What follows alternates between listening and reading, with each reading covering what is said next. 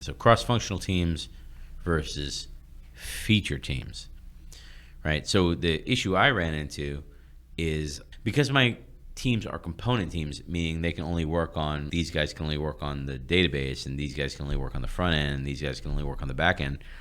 What I end up having to do is I have to take my roadmap items and I have to split the business functionality of my features, my high-level things that I want from the business.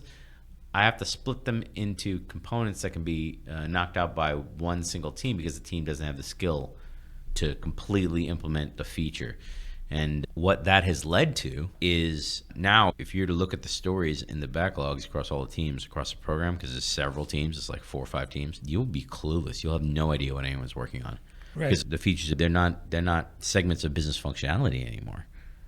Yeah, that's one of the downsides of a component team is you're building bricks. It's almost like having, if you're building a home, it's almost like having just the people that lay the bricks go ahead and do their stuff separately from other people. So people that are laying the groundwork for where the plumbing's going to go, the electrical circuits are going to go, the wiring and all of that. They don't talk to each other, right? And so there's different backlogs in many cases too, which is horrendous really, because you don't really know where things are at. The focus is just on that micro level, and you lose the bigger picture.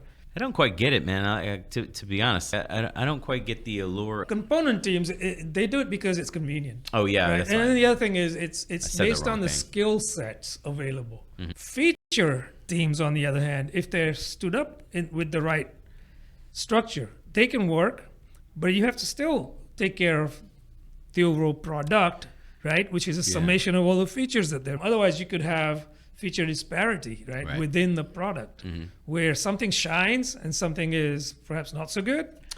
Yeah, you know what? I expected this battle with my teams because I just put together a plan today to change my teams from component teams over to feature teams, and one of the pieces of ammo that I was going to use in the fight to help switch teams over was we can stay component teams, but that means that our features coming from our roadmap are not going to be clear, and it's going to look disjointed to leadership of what we're working on. They're never going to get a clear picture. The product ownership's going to have to work real hard to send the clear picture about what we're working on, because they're not going to be able to just look at the backlog because everything's going to be broken up by component.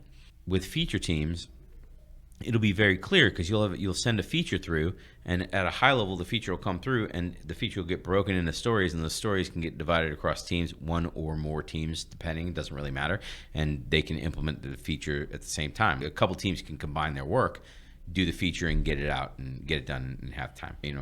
Or maybe not. Maybe a couple different features work on. Maybe a couple different teams work on different features, and now you're doing parallel work. Doesn't really matter. Where I was gonna take it back to my product owners to kind of help me in this was, if you guys go the route of component teams, we're basically going to need the team to do the planning in the same. We all need to be in the same room to do the planning, because when you go up with your piece of the component, this other team needs to go up with their piece of the component in order for us both to satisfy the features at the same time. Because otherwise, team A in this sprint puts the database piece of the component in, and then the next sprint, team B picks up the user interface piece, and then we don't get to go to production until maybe the next sprint. So instead of just one sprint, we just get a piece of the UI done, a piece of the full slice of functionality done.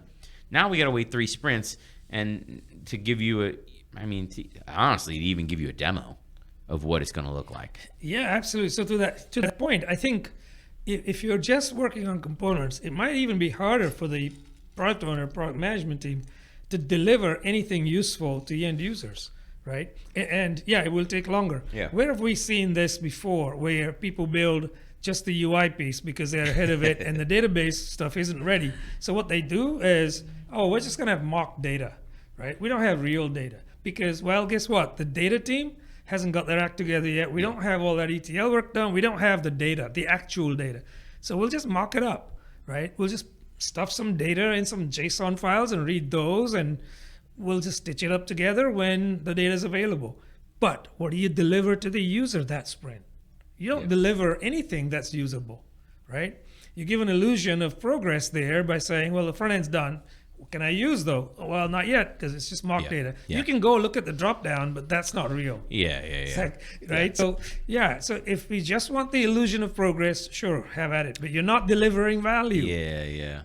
It's just, I mean, it's just waterfall. I think that's right. It is waterfall. So that's talking to that whole, that first topic we started with, right? Customizing Agile. You think you're working in an Agile way, but you're really not. No, well, you're just rebranding waterfall, and you say, "Oh, I have Agile teams. We are Agile now." Here's but the first team is just doing the first line of the Gantt chart, and the second team is picking up the second line of the Gantt chart.